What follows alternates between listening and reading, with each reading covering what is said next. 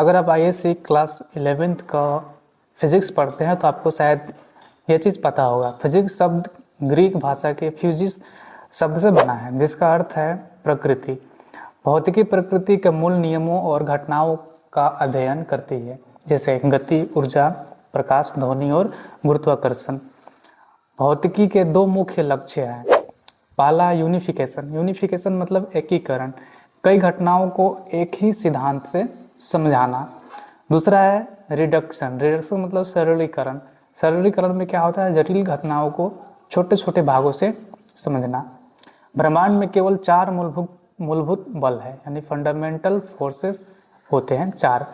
पहला गुरुत्वाकर्षण, दूसरा विद्युत चुंबकीय बल, तीसरा प्रबल नाभिकीय बल, चौथा दुर्बल नाभिकीय बल यानी कि gravitational force, electromagnetic force, strong nuclear force, weak nuclear force. प्रबल नाभिकीय बल यानी स्ट्रॉन्ग न्यूक्लियर फोर्स प्रकृति का सबसे शक्तिशाली बल है। गुरुत्वाकर्षण बल सबसे कमजोर बल है, लेकिन इसकी सीमा अनंत होती है।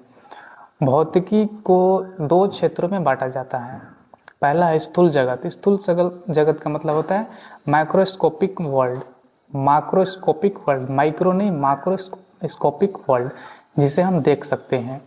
दूसरा है सूक्ष्म जगत।